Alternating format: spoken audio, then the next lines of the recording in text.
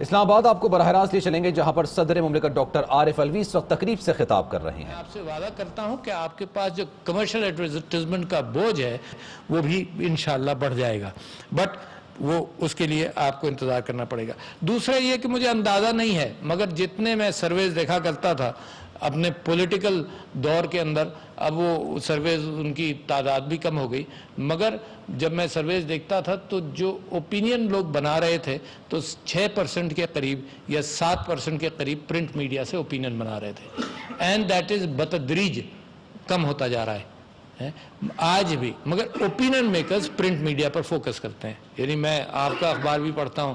دوسرے اخبارات بھی پڑھتا ہوں، 5-6 اخبارات پڑھتا ہوں روزانہ، اور میں اس کی تلاش میں ہوتا ہوں کہ اوپینین کیا ہے۔ خبریں ایک سی مل جائیں گی چھوٹے چھوٹے بحث کے ساتھ، اور میڈیا کا ایک بڑا خوبصورت کمال یہ ہے کہ جو بات جہاں سے وہ چاہے پکڑ کر اٹھا لے، یعنی نماز کے قریب مت جاؤ اگر نشے میں ہو تو وہ ایک فیکٹر الگ سے اٹھا سکتا ہے، ایک فیکٹر بعد میں۔ مولانا مودودی صاحب کا، میں بھی پرانا آدمی ہوں،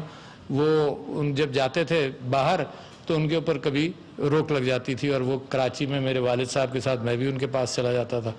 تو ان سے کسی نے پوچھا، اور میں بھی بیٹھا ہوا تھا، ان سے کسی نے پوچھا کہ جی یہ حکومت بڑی کنفیوزڈ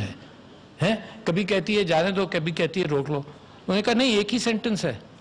روکو مت جانے دو، کامہ جہاں بھی لگا دو، روکو مت پر لگا دو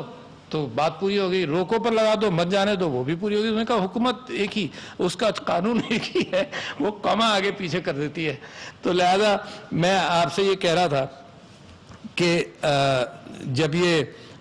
گورنمنٹ کے اعتبار سے جیسے جیسے معیشت بھی امپروو ہوگی تو یہ معاملہ آپ کا وہاں پہ طے ہوگا۔ اب اگر فریڈم آف دا پریس جو ہے that is definitely a sensitive issue. میں آپ کو ایک مثال دے دوں، یعنی میں جب انڈیا جاتا تھا، اب تو جانے کا امکان اور بھی ختم ہو گیا، مگر جب میں انڈیا جاتا تھا تو وہاں پر میں کتابیں بڑی خریدتا تھا، کتابیں سستی ہوتی تھیں، اور جب میں کراچی ایئرپورٹ پر پہنچتا تھا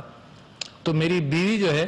وہ بہت ساری شاپنگ کر کے آئی ہوئی ہوتی تھی کپڑوں وپڑوں کی، اس کو وہ چھوڑ دیتے تھے، میری کتابیں لے کر کھڑے ہو جاتے تھے کہ جی گاندھی جی کی کتاب ہے، یہ تو آپ نہیں لے جا سکتے، یہ فلانے کی کتاب ہے، یہ فلانے کی کتاب ہے۔